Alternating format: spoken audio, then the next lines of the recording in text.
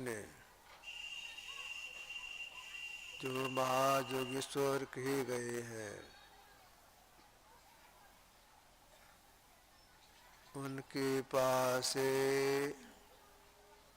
एक जोगी आए।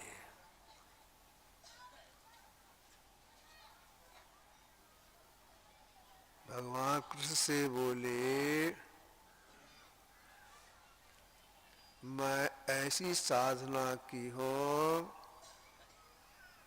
मुझे कोई काट नहीं सकता है। मेरे पास में तलवार है, या तलवार आप लीजिए और मेरे देह पर चलाइए। मेरा देह नहीं कटेगा। भगवान कृष्ण के हाथ से तलवार ले लिए, उनके देह पर जोर से चलाए। उनका एक बाल भी नहीं कटा। उनकी बहुत प्रशंसा की, वाह आपने अच्छी साधना की है। जोर से तलवार चलाया, आपका एक बाल भी नहीं कटा। अच्छा, तलवार अब अपने हाथ में लीजिए, अब मेरे देह पर चलाइए। जोगी जी बोले, आपका देह बहुत कोमल है, तलवार चलाऊंगा आपका देह कट जाएगा, आप मर जाइएगा। तो भगवान कृष्ण ने कहा, आप तो जोगी हैं, मेरा देह कट जाएगा, मैं मर जाऊंगा, तो जीवित कर दीजिएगा हमको। लीजिए तलवार, चलाइए मेरे ऊपर। तो जोगी जी अपने हाथ तलवार ले लिए, भगवान कृष्ण के देह पर ऐसे चलाई। तलवार आर पार हो गया, लेकिन वो कटे नहीं। कब्बा, आप तो हमसे विशेष हैं, तलवार आर पार हो गया लेकिन आपका देह कटा नहीं। ऐसे थे भगवान कृष्ण महायोगेश्वर। कुरुक्षेत्र के मैदान में विषम समय में, अब युद्ध होने वाला है, अर्जुन के माध्यम से इन्होंने कहा था। देखिए, भगवान महापुरुष का जो उपदेश होता है सबके लिए होता है और सर्वकाल के लिए होता है, और किसी को माध्यम बनाकर के उपदेश करती है। तो भगवान कृष्ण ने अर्जुन को माध्यम बनाया और संसार के लोगों से कहा, क्या कहा? सर्वत पाणिपादं तत् सर्वतोक्षि श्रुमुखम सर्वत श्रुति मालोके सर्वावृत्य तिष्ठति। ईश्वर के संबंध में कहा, उनका सब जगह सिर है, सब जगह उनका आंख है, सब जगह उनका कान है, सब उनका हाथ पैर है, सारा अवयव सब जगह है। मतलब क्या हो गया? सृष्टि के कण कण में परमात्मा सघनता से व्यापक होकर के अपना मंडल बाहर रखे है। किस तरह से व्यापक होकर अपना मंडल बाहर रखे हैं? आप एक कांच का बर्तन ले लें, मिट्टी पानी घोल करके उसमें दे दें, आप देखेंगे धीरे धीरे मिट्टी पेंदे में बैठ जाएगी। और गौर से देखेंगे तो मिट्टी के कण कण में पानी घुस करके उसके ऊपर साफ साफ दिखाई पड़ेगा। ठीक ऐसे सृष्टि के कण कण में परमात्मा सघन व्यापक होकर के अपना मंडल बाहर रखे हैं। कितने बाहर हैं इसकी कोई सीमा नहीं है। तुलसीदास जी महाराज लिखा है, निरुपम न उपमा आन राम समान राम निगम कहन, कोई उपमा नहीं, कितने बड़ी है, कितने महीन है।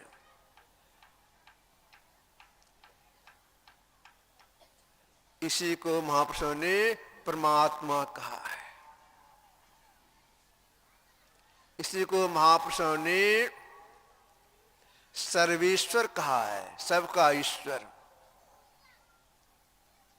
इसी को सर्वाधार कहा है, सबका आधार।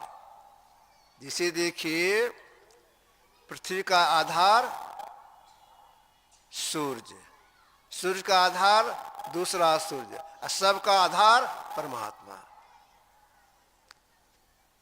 तो परमात्मा सर्वाधार है, सबका आधार है, और वे इतने सूक्ष्म हैं कि जो हमारे शरीर के भीतर में मन है, बुद्धि है, चित्त है, अहंकार है, ये तो जड़ है। तो जब जड़ है तो बुद्धि मन संकल्प विकल्प कैसे करता है, बुद्धि निर्णय कैसे ले लेती है, चित्त स्पंदन कैसे करता है, अहंकार में पर बोध कैसे करता है, किसी की शक्ति से। ये तो जड़ है, किसकी शक्ति से, चेतन की शक्ति से। जब हमारा शरीर घटता बढ़ता है, फिर से बढ़ता है, सूखता है, किसकी शक्ति, चेतन शक्ति से। चेतन को दो रूप में बताया गया है, सामान्य चेतन और विशेष चेतन। तो समान चेतन मन, बुद्धि, चित्त, अहंकार को शक्ति प्रदान करता है, तो ये काम करता है, समान चेतन। और समान चेतन में जो व्यापक है उसको कहा गया विशेष चेतन।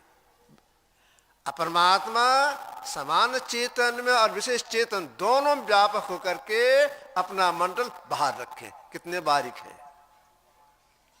वह एक ही एक है, उसे एक को अनंत कहा गया है। वह एक शक्ति है, उसी शक्ति से सारी सृष्टि बनी है।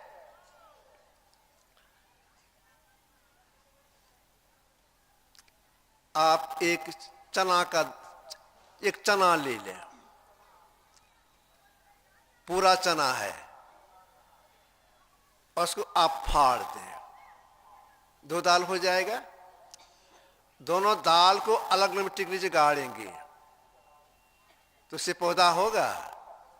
नहीं होगा, वह सड़ जाएगा। चना की दाल को फाड़े नहीं है, पूरा चना है, उसको मिट्टी के नीचे गाड़ेंगे, उससे पौधा हो जाएगा। अलग कर देंगे दाल को, पौधा नहीं होगा। अब आप ही लोग कहिए, दो दाल के बीच में क्या है जिससे पौधा होता है? तो आप कहेंगे दो दाल के बीच में कुछ भी नहीं दिखाई पड़ता, कुछ भी नहीं है। जो कुछ नहीं है वही सब कुछ है, वही परमात्मा का सही स्वरूप है। ऐसे पर कोई कह नहीं सकता कोई ऐसी है, वाणी का विषय नहीं है। तो जो वाणी का विषय नहीं है वे एक ही एक है, दो चार नहीं, वे एक ही एक है, और सबसे पहले के हैं, उसके पहले कुछ भी नहीं। कबीर साहब ने कहा है, प्रथम एक सो आपे आप, निराकार निर्गुण जाप। सबसे पहले परमात्मा है। जो सब पहले के हैं वे कभी जन्म नहीं लेते, उनकी मृत्यु नहीं होती है। करता एक अगम है आप, वाके कोई माई न बाप। कर्ता के बंधु नहीं नारी, सदा अखंड अगम अपारी। कर्ता को खावे नहीं पीवे, कर्ता को मरे न जीवे। कर्त स्वरूप न रेखा, कसको वरन न भेखा, जाके जात गोत कछु नाही, महिमा बन जाए वही पाही, रूप अरूप नहीं ती ना, वर्ण अवर्ण नहीं ती ठाव, काहे पर विचार के तो कुछ कृतम ना, प्रपुष्ट आप अगम अगोचर में। करता कोई रूप रेखा नहीं है, जिनका जन्म हो तो उनके माँ बाप हो जाते वे कभी जन्म लेते ही नहीं है। तो जो अजन्मा है उन्हीं को कहा गया अनंत। उसके बाद जितनी चीजें हैं सब के सब शांत, मतलब सीमा वाला। परमात्मा सीमा वाला नहीं है। गुरुदेव साधना करके संत बन गए, तब इन्होंने लिखा, आप पढ़ेंगे सत्संग योग चतुर्थ भाग में परस का 5 में, सीमा वाला। जड़ के 4 मंडल हैं, स्थूल, सूक्ष्म, कारण, महाकारण। स्थूल शांत, मतलब सीमा वाला, इसके बाद अवकाश है। सूक्ष्म शांत, इसके बाद अवकाश है। कारण शांत, इसके बाद अवकाश है। महाकारण शांत, इसके बाद अवकाश है। प्राकृति शांत, उसके बाद अवकाश है। सारे शांतों के पार में अनंत अवस्था है। तो परमात्मा कैसे हैं? स्थूल, सूक्ष्म, कारण, महाकारण और केवल में व्यापक होकर के अपना मंडल बाहर रखे हैं। इसलिए तुलसीदास महाराज लिखा है, प्रति पार प्रभु सब उर्वासी, ब्रह्म निरी विरजा विनाशी, व्यापक व्याप अखंड अनंता, अखिल अमुक शक्ति भगवंता आदि का। प्रकृति पार प्रभु और सबुरवासी, और ये आगे क्या कहा? व्यापक व्याप अखंड अनंता। जिसमें घुसा जाए वह व्याप, जो घुसे वह व्यापक। तो सारे श्री परमात्मा घुस करके अपना मंडल बाहर रखे हैं। कितने बाहर की कोई सीमा नहीं है। जो ऐसे परमात्मा है वे वाणी का विषय नहीं है, मुझसे कोई कह नहीं सकती है। कबीर साहब ने कहा, जाका नाम अकहुआ भाई, ताका कहाँ रामेणी गाई। वाणी का विषय परमात्मा है ही नहीं। भगवान राम इनके गुरु महाराज वशिष्ठ मुनि दोनों बैठे हुए थे, आध्यात्मिक चर्चा चल रही थी। किसी बात को लेकर के भगवान राम ने निवेदन किया, किनसे? वशिष्ठ मुनि से। गुरुदेव, कहा जाए ब्रह्म का सही स्वरूप क्या है?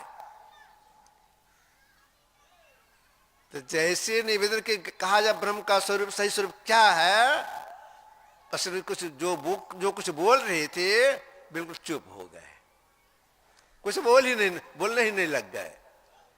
कुछ देर के बाद भगवान राम फिर निवेदन करते हैं, गुरुदेव कहा जाए ब्रह्म का सही स्वरूप क्या है? बस कुछ नहीं बोले। फिर प्रतीक्षा किए, फिर निवेदन करते हैं, गुरुदेव कहा जाए ब्रह्म का सही स्वरूप क्या है? बस कुछ नहीं बोले। तब भगवान हाथ जोड़ते हुए गिड़गिड़ाते हुए कहती हैं, गुरुदेव क्या हमसे कुछ गलती हो गई? कुछ अशिष्ट व्यवहार हो गया? गलती हुई, अशिष्ट व्यवहार हो गया, क्षमा कीजिए और कहिए कि ब्रह्म का सही स्वरूप क्या है? तब वशिष्ठ मुनि आंख खोलती बोलती हैं, हे राम, जब से आपने पूछना शुरू किया है तब से मैं उत्तर दे रहा हूं। तो आप कुछ बोले ही नहीं, उत्तर कहां मिला? हे राम, वाणी का विषय नहीं है। अब देख, जो वाणी का विषय नहीं उसको वाणी हम कैसे कहेंगे? यही बात तो सुंदरदास जी महाराज ने कहा है, क्या कहिए कहते न बनाए कछो, जो कहिए कहते ही ला जाइए। परंतु वाणी का विषय नहीं है, कहने ला जाती है, वाणी का विषय नहीं है। तो जो वाणी का विषय नहीं है वे सबके आधार हैं। जो ऐसे परमात्मा का साक्षात करना चाहते हैं जो सब जगह हैं, क्या करना होगा? हम जीव उनके अभिन्न अंश हैं, उन्हें मिलाते हैं। एक में होना चाहते क्या करना पड़ेगा? कबीर साहब चित्र संत थे, इनकी वाणी बड़ी उठपट्टी होती है लेकिन है बहुत सही। इन्होंने कहा पानी बिच मीन पियासी, मैं सुन सुनी आवत हासी, आत्म ज्ञान बिना सब झूठा, क्या मथुरा क्या काशी, पानी बिच मीन पियासी, मुझे सुन सुनी आवत हासी। पानी बिच मीन पियासी, मीन मछली, मछली पानी में रहती है, तैरती रहती है, चारा करती रहती है। जब कुछ चारा करते जब पानी में जरूर पीती होगी, तो पानी का अंदर में चलती फिरती है, खाना खाती है, जो कि खाना हो, जुकटी हो, गंदा चीज खखार हो, जो कुछ हो खाती है, पानी जरूर पीती होगी। देखिए मछली जल से प्राणी है, जल में रहती है, हर क्षण रहती जल में। उसके बनावट ऐसी, जबड़े की बनावट ऐसी है, इसमें खाना लेती है, कुछ ही पकड़ के खाने के लिए उतना से पेट में जाता है, पानी नहीं जाता है। उसकी बनावट ऐसी है, पानी के अंदर खाती है, पानी उसके पेट में नहीं जाता है, तो पानी पीती है कैसे? आपने देखा हो तालाब में या नदी में या गंगा में मछली कभी को ऐसे उलटती है, ऐसे उलटती है, जिसमें उलटती है उसमें पानी पीती है। ठीक ऐसे हम जीव परमात्मा में हैं, परमात्मा चलते फिरते हैं, परमात्मा श्वास लेते हैं, सारा का परमात्मा ही हो रहा है, लेकिन उनका दर्शन नहीं हो रहा है। जैसे मछली पानी में है, प्यासी है, हम लोग भी प्यासे हैं, हम जीव प्यासे हैं, का दर्शन नहीं हो रहा है। इस मछली को पानी पीने के लिए उल्टना पड़ता है, तो हम जीव को उल्टना पड़ेगा, तब उनका साक्षात्कार हो जाएगा। तब आप कहेंगे बहुत आसान काम है, पैर ऊपर कर लेंगे, सिर नीचे कर लेंगे तो हो जाएगा। भाई यार शरीर का उल्टना हुआ, हम लोग शरीर नहीं समझ, हम लोग जीव हैं, हम उलट जाएंगे तब होगा। उल्टने से क्या होगा, कहां से उल्टेंगे? तो हम जीव दोनों भोग बीच में रहते हैं, जब तक जगे रहेंगे दोनों भोग बीच में रहते हैं। यहाँ पर उल्टना क्या है? आंख से पिंड का भाग है, ऊपर ब्रह्मांड का भाग है, ऊपर उठना ही उल्टना है, ऊपर चलना ही उल्टना है। उलटी पास लो, पैरो पकड़ो, पसरा मना बटोर। तब आप कहेंगे उल्टेंगे कैसे, उल्टने से लाभ क्या हो जाएगा? मतलब ऊपर चढ़ी कैसे होगी, इसमें लाभ क्या होगा? अगर आप और हम अंतर साधना करेंगे, ऊपर चढ़ाई हो जाएगी, उठना शुरू हो जाएगा, तो जैसे आंख से ऊपर चढ़ाई होगी, परिणाम यह हो जाएगा 5 कर्मेंद्रियां, 5 गंद्रियां ये छूट जाएगी और हम जीव की दृष्टि खुल जाएगी। जैसे आंख से ऊपर चढ़ाई होगी, यह अवस्था हो जाएगी। ऊपर चढ़ाई कैसी होगी, ऊपर कैसे चलेंगे? इसी के लिए महापुरुषों ने कहा मानस जब कीजिए, मानस जन कीजिए, जो कीजिए, ऊपर चढ़ाई हो जाएगी, आपकी दृष्टि खुल जाएगी, दृष्टि की सफलता में दृष्टि खुल जाएगी। लेकिन दृष्टि में ही रहेगा है, तो जो परमात्मा एक ही एक है, सब में सबसे बाहर है, उनका दर्शन नहीं हो पाएगा। गुरुदेव साधना करके संत बन गए, तब इन्होंने कहा, जोरदार शब्दों में कहा, क्या कहा? है जिसका नहीं रंग नहीं रूप रेखा, जिसे दिव्य दृष्टि हो से नहीं कोई देखा। दिव्य दृष्टि कैसे खुलती है? 5 कर्मेंद्रियां 5 गंध से अलग हो जाती हैं, तो भीतर की जो 4 इंद्रियां है, मन बुद्धि चित्तहंकार, यह रही जाती है। इसके साथ में रहकर दृष्टि खुल जाती है। दृष्टि से जो कुछ देखते हैं सुनते हैं, सब परमात्मा की माया। इंद्रियों के साथ में रहकर देखते सुनते, परमात्मा की माया। नारद बाबा गए थे श्वेत द्वीप, नारायण भगवान दर्शन करने के लिए। दृष्टि से नारायण भगवान दर्शन कर रहे हैं और क्या सुन रहे हैं? नारायण भगवान बोल रहे हैं हे मुने, यह जो मेरा रूप आप देख रहे हैं, यह मेरी माया है। मेरे सत्य को देखने के लिए और आगे जाना होगा। तो मन, बुद्धि, चित्त, अहंकार में रख के जो देखा जाता है या सुना जाता है, सब परमात्मा माया। अब जो परमात्मा सब में है, सबसे बाहर है, जिनके हम अभिन्न अंश हैं, उनको देखने के लिए, उन्हें मिलने के लिए आत्मसी प्राप्त करनी पड़ती है।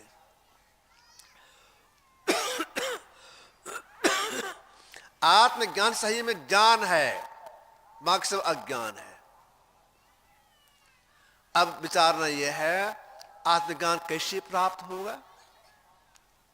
जिससे कि वह दृष्टि हमारी खुल जाए, सारा में जग, सब जगह संसार ब्रह्म ही ब्रह्म दिखाई पड़े, एक दूसरी नाश यह हो जाए। इसलिए क्या करना पड़ेगा? इसी के लिए महापुरुषों ने कहा कि भाई चौथी क्रिया सीखनी पड़ेगी। और चौथी क्रिया क्या है? उसी को महापुरुषों ने कहा शब्द साधना, एक शब्द की खोज। शब्द साधना, एक शब्द की खोज करना, ना तो एक शब्द की खोज करना। किस शब्द की खोज करना है?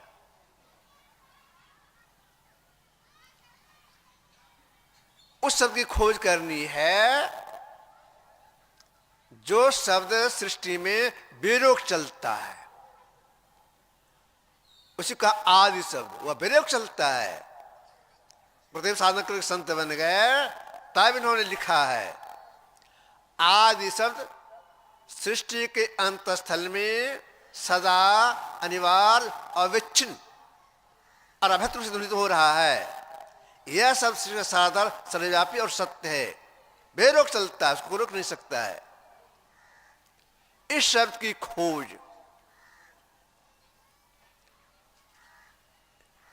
अपने से होगा? नहीं होगा।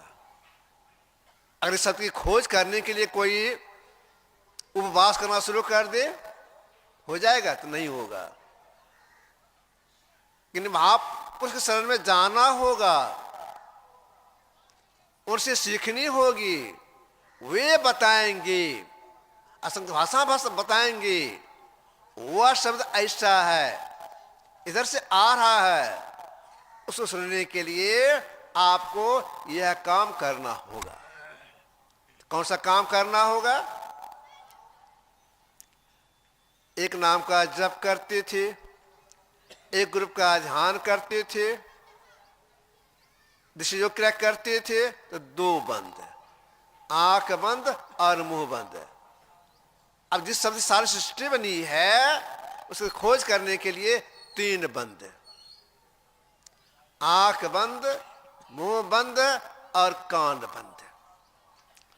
अगर कोई व्यक्ति आंख बंद कर ले, मुंह को बंद कर ले और दोनों कान को भी बंद कर दे, आवाज सुनाई पड़ेगी।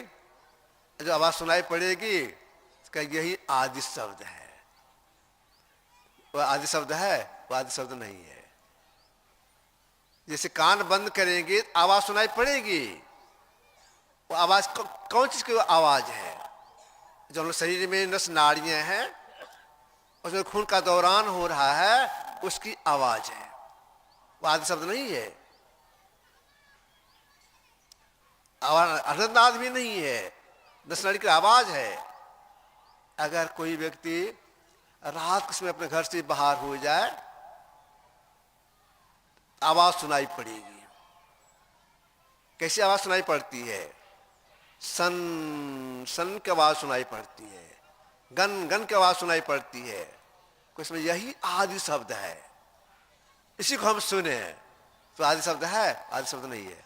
तो कौन सी का आवाज है? पृथ्वी घूमती है, अपनी धुरी पर जोर से घूम रही है, असुर की परिक्रमा कर रही है, उसकी आवाज है।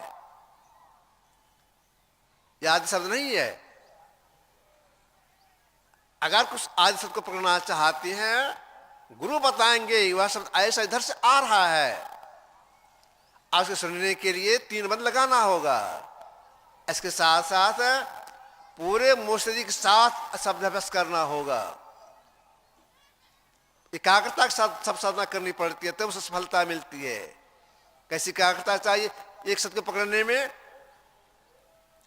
आपसे अच्छे गायक से परिचित हैं, अच्छे गायक से परिचित हैं, बार बार उनके भजन को आप सुनते रहती है, अच्छा लगता है आपको। संयोग से आप कहीं जा रहे हैं, इस रास्ते आप जा रहे हैं, रास्ते के बगल ही में किसी दरवाजे पर 10-12 गायक साजबाज के साथ, ढोलक, झाल, हारमोनियम, मंजीरा, मृदंग आदि साज के साथ भजन गा रही है। आपको सुनने में अच्छा लगेगा, आप खड़े हो जाएंगे। अरे साज बाज के साथ गा रही है, लगता है 10-12 गायक है, 1-2 नहीं 10-12 गायक है। सबका स्वर कितना अच्छा लगता है, सुरीला ऐसा लगता है। आप क्या करेंगे? सोचेंगे 10-12 गायक हैं, सबका स्वर बहुत अच्छा है, अच्छा फलाने बाबू इसमें है कि नहीं है, जिसे हम पूर्व परिचित हैं वे हैं या नहीं है। तो आप खड़े होकर के 10-12 गायक के स्वर को शब्द देंगे, जिसे खड़े होकर शब्द देंगे का स्वर है या नहीं है। अब देखिए 10-12 स्वर हो रहा है, एक स्वर का चयन करना है। सबती ख्याल में आ जाए, हाँ लगता है ये गायक भी इस झुंड में जरूर होंगे। अब है कि नहीं है तो जाएंगे देखने के लिए कि हाँ सही वही गायक उसमें है।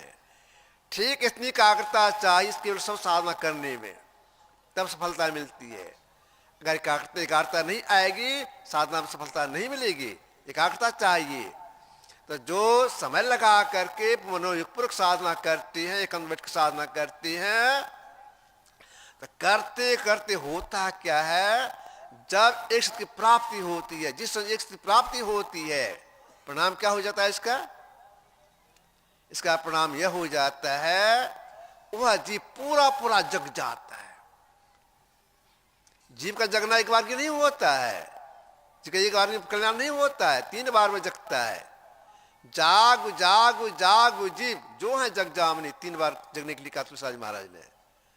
पहला जगना सदर कमल में, दूसरा जगना त्रिकुटी में, तीसरा जगना एक सत की प्राप्ति में। परिणाम के साथ क्या निकलता है? तुलसी जागेत जाहिती हूं ताप ताय रे। कैसे? राम नाम सुचि रुचि सहजे सुभाय रे। तुलसी जागेत जाहिती हूं ताप ताय रे। दैविक बहुत का नाश हो जाता है। कैसे? राम नाम से मतलब सार शब्द, सार से प्राप्ति में त्रैताप का नाश हो जाता है, उसका परम कल्याण हो जाता है। वह शब्द प्राप्त हो जाए इसके लिए गुरु जैसी बता दें युक्ति, उस युक्ति अनुसार सब साधना करनी चाहिए।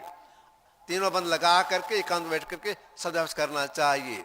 शब्दाभ्यास करने में बहुत समय लगता है, देर तक बैठना होता है। देर तक बैठने के लिए अभ्यास करना होता है। जब तक अभ्यास नहीं कराएंगे, नहीं बैठने का अभ्यास नहीं करेंगे, सफलता नहीं मिलेगी। अभ्यास करने से अभ्यास करते करते आप देर तक घंटों बैठ सकते हैं। एक बात सुनाता हूं आप लोगों को। एक किसान बहुत से भैंस को पालता था। एक भैंस बच्चा दी, पाड़ी दी, तो जिसका भैंस था उसके मन में हुआ एक अभ्यास करना चाहिए। अब कुश्ती भी करता था, पहलवानी करता था, एक अभ्यास करना चाहिए। तो क्या करने लगा अभ्यास? तो भैंस का जो बच्चा है पाड़ी, गोद में उठाता था, 10, 20 हाथ 25 हाथ ले जाता था, गोद में ले करके वहां रखता था, फिर उठा कर फिर स्थान पर रख देता था।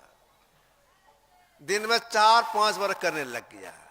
भैंस के बच्चे को उठाता था, 25-30 हाथ ले जाता था, रख देता था, फिर वहां से उठा के स्थान पर रख देता था। दिन में 4-5 6 बार करने लग गया। रोज का अभ्यास चालू हो गया। अब भैंस का बच्चा जैसा तस रहेगा, वह बढ़ेगा। वह पहाड़ी पर बढ़ने लग गई, बढ़ते बढ़ते बढ़ गई, पूरा पाल खाई, भैंस बन गई। अगवा भैंस वाला भैंस को उठाने लग गया। अब धीरे धीरे बढ़ते बढ़ते भैंस उठाने लगे, इतना बल लगे उसके देह में आ गया। उस तरह से हम लोग भी देर तक बैठ अभ्यास करेंगे तो घंटों बैठ जाएंगे। 4 क्रिया हो गई, मानस जप, मानस ध्यान, ईश्वर का अंतर सब साधना। सब करने में बहुत समय लगता है, जब समय लगाएंगे नहीं सफलता नहीं मिलेगी। तो अभ्यास करना होगा देर तक बैठने का। जब भी बने ख्याल रहे हम हिले डोले नहीं, देर तक बैठे रहे। और शब्दाभ्यास करने में 4 क्रिया करनी पड़ती है, क्रम से करनी पड़ती है। अंत में सब साधना में एक शक्ति प्राप्ति होती है। परिणाम इसका क्या निकलता है? परिणाम इसका यह निकलता है, इस भीतर 4 इंद्रियां हैं, मन, बुद्धि, चित्त, अहंकार, जीव का संग छोड़ देती है। तब जीव का आत्मदृष्टि खुलती है। उस आत्मदृष्टि से जीवात्मा आत्म आपको आप ही जाने, अपने सपना पहचान कर लेता है। जो एक ही एक है, सबके आधार हैं, सर्वेश्वर का साक्षात्कार होता है, मिलना हो जाता है।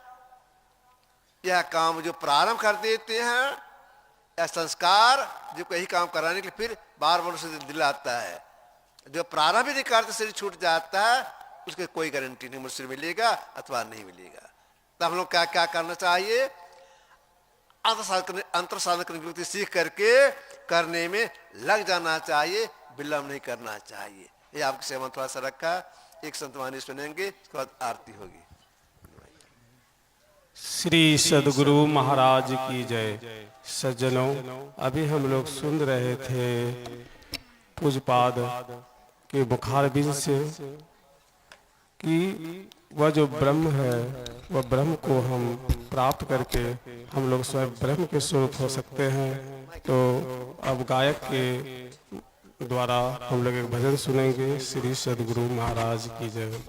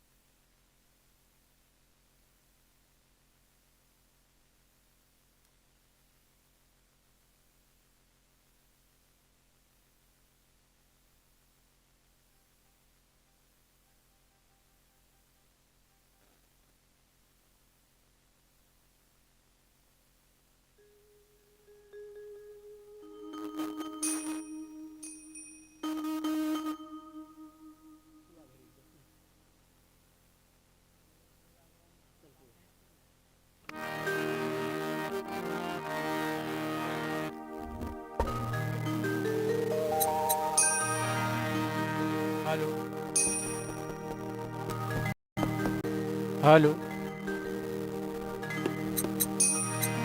श्री सद्गुरु महाराज की जय।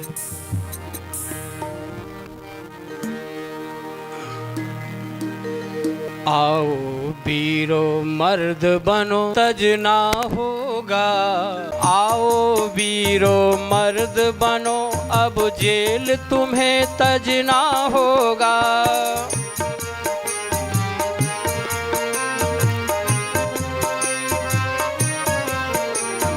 आओ वीरो मर्द बनो, अब जेल तुम्हें तजना होगा। जेल तुम्हें तजना होगा। मन निग्रह के समर क्षेत्र में, मन निग्रह की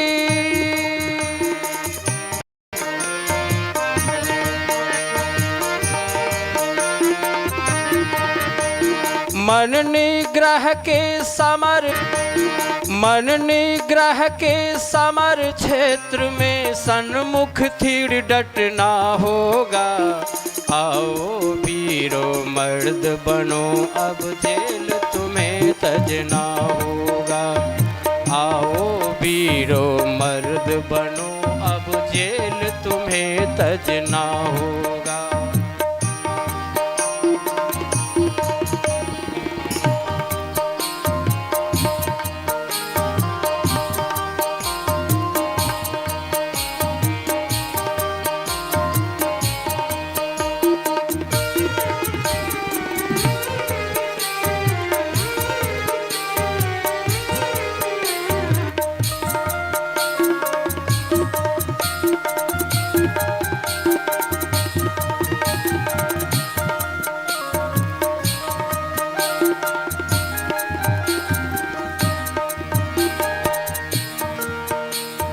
गुरुपद धर कर ध्यान से सूरो, दृष्टि आराधो सुषमन में।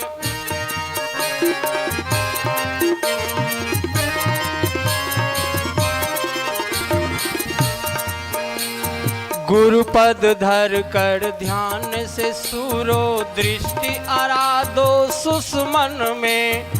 दृष्टि आराधो सुषमन में।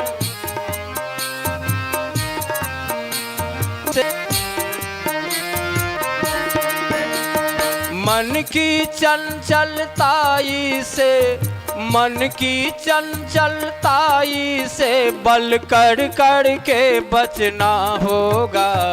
आओ भी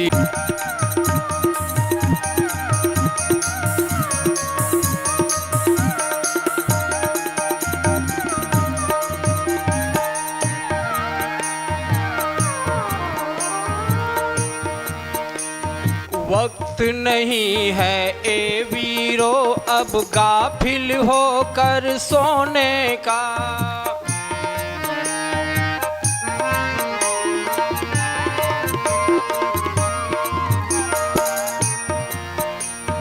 वक्त नहीं है ए वीरो अब गाफिल होकर सोने का। वक्त नहीं है ए वीरो अब गाफिल होकर सोने का। गाफिल होकर सोने का। बिंदु राह से निकल बहादुर।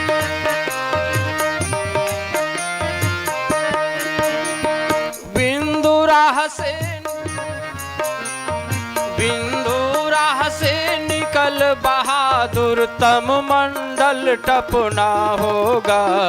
आओ वीरो मर्द बनो, तुम्हें तजना होगा। आओ वीरो मर्द बनो, अब जेल तुम्हें तजना होगा। बिंदु राह से निकल बहादुर, बिंदु राह से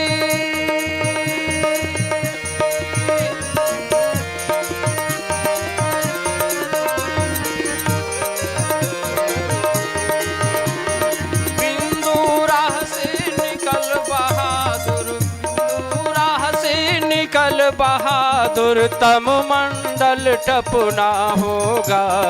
आओ वीरो मर्द बन, अब जेल तुम्हें तजना होगा। आओ वीरो मर्द बनो, अब जेल तुम्हें तजना होगा।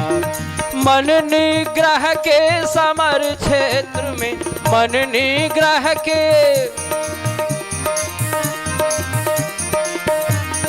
मन निग्रह के समर क्षेत्र में सन्मुख थिर डटना होगा। आओ वीरो मर्द बनो, अब जेल तुम्हें तजना होगा। आओ वीरो मर्द बनो, अब जेल तुम्हें तजना होगा।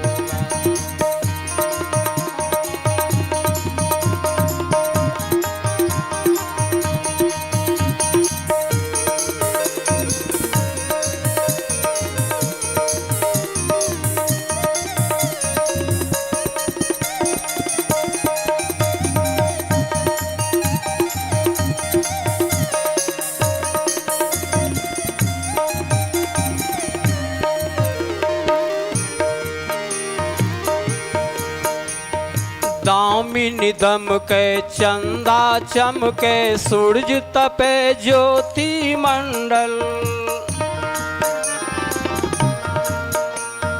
दामिन दम के चंदा चमके सूरज तपे ज्योति मंडल।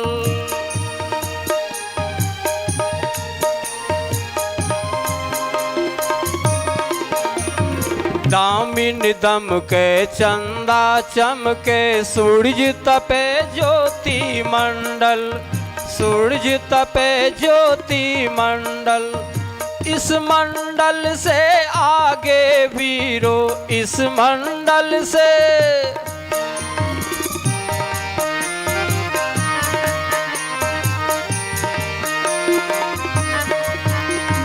इस मंडल से आगे वीरो, इस मंडल से आगे वीरो, और तुम्हें बढ़ना होगा।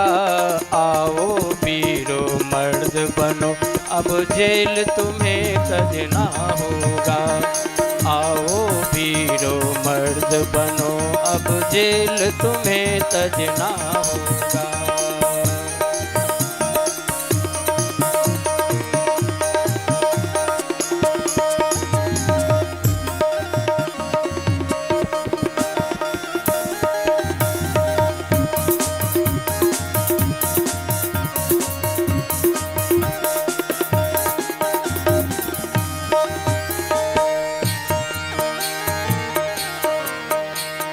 शब्द मंडल में सार शब्द ध्वनि गुरुगम होकर धर लेना।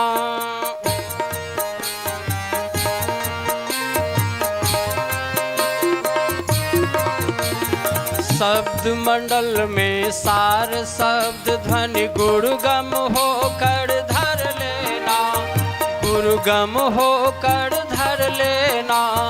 गुरुगम होकर धर लेना। जगत जेल को इस युक्ति से, जगत जेल को इस युक्ति से सुन में ही तजना होगा। आओ वीरो मर्द बनो, अब जेल तुम्हें तजना होगा। आओ वीरो मर्द बनो, अब जेल तुम्हें तजना होगा। मन निग्रह के समर क्षेत्र में, मन निग्रह के समर क्षेत्र में सन्मुख थिर डटना होगा। आओ वीरो मर्द बनो, अब जेल तुम्हें तजना होगा। आओ वीरो मर्द बनो, अब जेल तुम्हें तजना होगा। आओ वीरो मर्द बनो, अब जेल तुम्हें तजना होगा। श्री सद्गुरु श्री सद्गुरु महाराज की जय। एक दो सूचनाएं हैं। अपराह्न कालीन सत्संग लगभग 1 बजे से भजन कीर्तन के द्वारा प्रारंभ हो जाएगा और महर्षि में ही आश्रम कुप्पा घाट से साहित्य भंडार आया हुआ है। गुरु महाराज का रचित सत्संग योग 4 भाग, रामचरित मानस सार सटीक, पदावली, ईश्वर का स्वरूप और सभी पुस्तक हैं।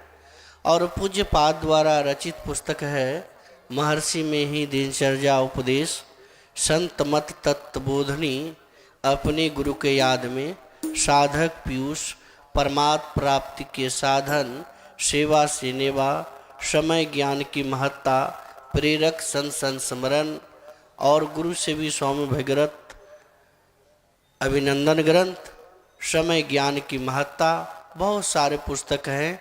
आप लोग संदेश के स्वरूप अवश्य लें।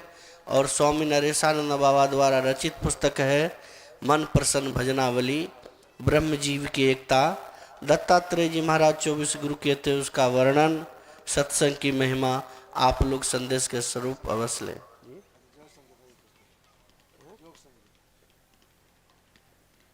और एक नई पुस्तक है योग संगीत, वह भी बुक स्टॉल पर है। आप लोग संदेश के स्वरूप अवश्य लें। और आप लोग जो है भोजनालय आप लोग को पता ही है, और साधु महात्मा जहाँ करेंगे भोजन उसको भी पता ही है। सब एकदम समय पर जाके भोजन ग्रहण कर लेंगे बारी बारी से, और सत्संग में आके फिर सम्मिलित होना है। बोलिए प्रेम से श्री सद्गुरु महाराज की जय। और जो कोई इसमें इस सहयोग सत्संग में सहयोग देना चाहते हैं, दान राशि देना चाहते हैं, तो दान पेटी लगा हुआ है। आप लोगों के ही सहयोग से यह सत्संग जो है प्रत्येक वर्ष होता है, तो आप लोग सहयोग भी करें। बोलिए प्रेम से श्री सद्गुरु महाराज की जय। अब हम लोग आरती गान करें।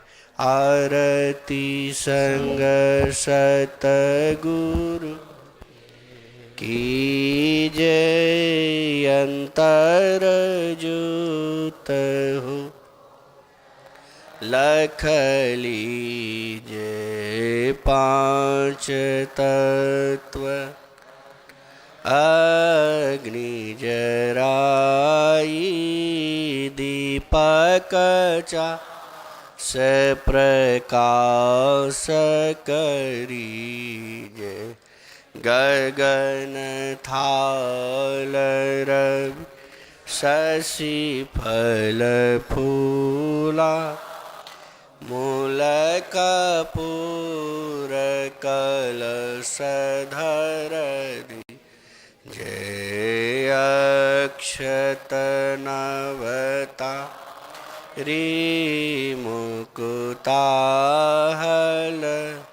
पोहप मालही हार गुही। जय शीत पान मिष्टान चंदन धूप दीप सवची। जय झलक झांझम मीन मंजीरा मधुर मध धुनि मृदंग सुनी। जय सर्व सुगंध उरी चलिया कासा मधुकर कमल केली धुन धीजे। निर्मल जरत घट माही देखत दृष्टि दोष सब छीजे। अधर धार अमृत बहियावे शतमत द्वार अमर। जय पी पी होय असुर वाली चरि चरि उमगियम रसरी। जय कोटभा छवि तेज उजाली अलख पार लखीला गलगी। जय छिन छिन आधार पर राख गुरु पर सादयग रस पीजे। दमकत कर कर कगु धामा उलटिया ललत शीतन तीजे। आरती तन मंदिर की जय दृष्टि युगलक सनमुख दीजे। चमके बिंदु सुख उज्ज्वल ब्रह्म ज्योति अनुपम लख लीज जगमग जगमग रूप ब्रह्मांड निरखी ज्योति तजदि जय शब्द सुरत अभ्यास सरलत करी करी सार सब गहिली जय ऐसी गर्ह त्यागी भव ब्रह्म दस कलम आरती निरमल करी में ही अमृत रस पीज आरती तन मंद की जय दृष्टि युगा करसन मुख दीज। बोलिए प्रेम से श्री सद्गुरु महाराज की जय। गुरु महाराज जय, गुरु महाराज जय, गुरु महाराज श्री सद्गुरु महाराज की जय।